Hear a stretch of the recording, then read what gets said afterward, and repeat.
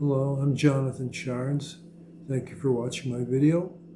I'm wondering if the commanding officer of the helicopter base that had the collision with the American Airlines flight into Regan National should be court-martialed under Article 114 of the Uniform Code of Military Justice, reckless endangerment, or Article 92 under the Uniform Code of Military Justice for dereliction of duty.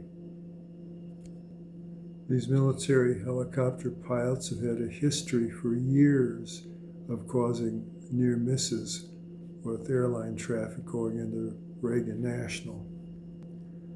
Was he aware that there were 16 NASA reports filed by airline pilots of near misses within the last 10 years? These were near misses from his helicopters.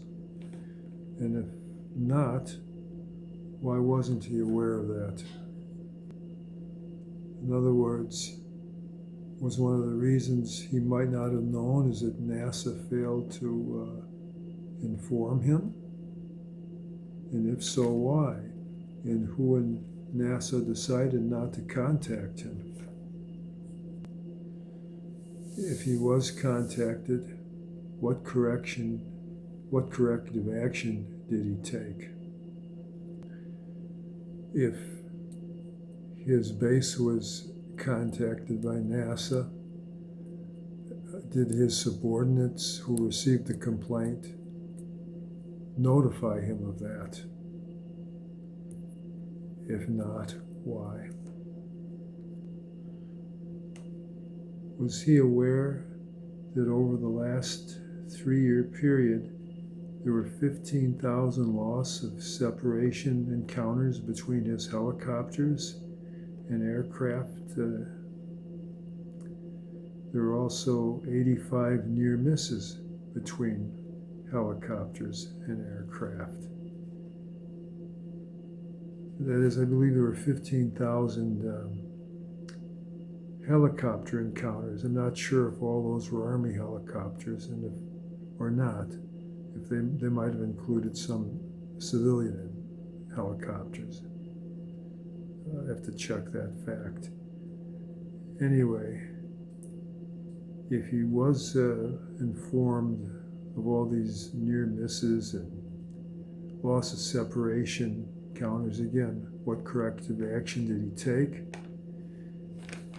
And if he didn't take any correction action, why not? Let's ask, did the controllers contact the military? If not, why not? I know the control towers do sometimes contact companies about actions pilots take that they consider unsafe. If the controllers at the tower did contact his base, who failed to contact him if he wasn't contacted? In other words, why didn't one of his subordinates inform him of this? Were his subordinates told not to bother him with FAA complaints? Or did he want no record of the FAA contacting him? That way he could be like Sergeant Schultz in the Hogan's Hero series by saying, I see nothing, I see nothing, I know nothing. Was he aware that the hotline between the control tower at Regan International and his base has been inoperative for the last 3 years? Was he aware that there was also often more than 75 feet of altimeter error in his helicopters, and that by flying within a half mile of runway 33 at Regan at 200 feet, they're going to be at the same altitude as the airplane's making the approach to landing. Because at a half mile, the aircraft are also about 200 feet above the ground. And that's the altitude as helicopters would be if they were within a half mile of Regan. If they're further to the east, then of course the aircraft would be higher. Less of a problem. But we already know there's been numerous near misses there.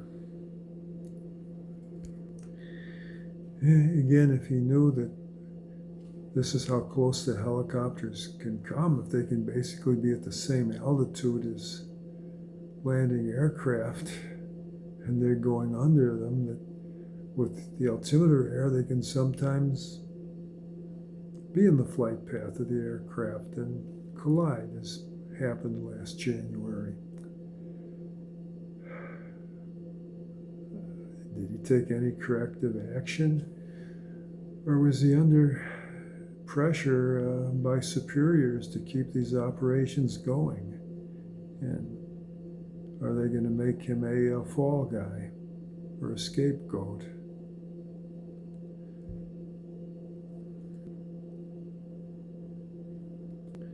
Finally, we need to ask, did he require that each pilot make an operational risk management assessment before each flight and have a flight release officer review this assessment and decide whether or not it would be safe to approve the flight? If yes, where is this operational risk management for the flight that had the collision with the American Airlines passenger jet? If so, who approved the flight? Who was the flight release officer? If there is no requirement for an operational risk management, why not? The Civil Air Patrol requires such a risk management assessment be made before each of their flights. They look at things such as weather, visibility, pilot experience, condition of the aircraft, known traffic, pilot experience, obstacles in the area.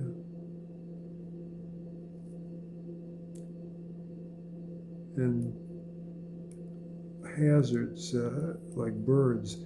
And again, if there are these risks, how will the pilot try to reduce each risk?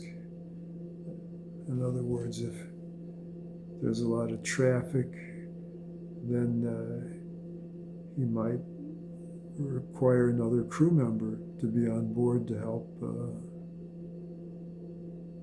spot other traffic, especially if they're wearing night goggles. At least you have somebody there that can have unobstructed vision.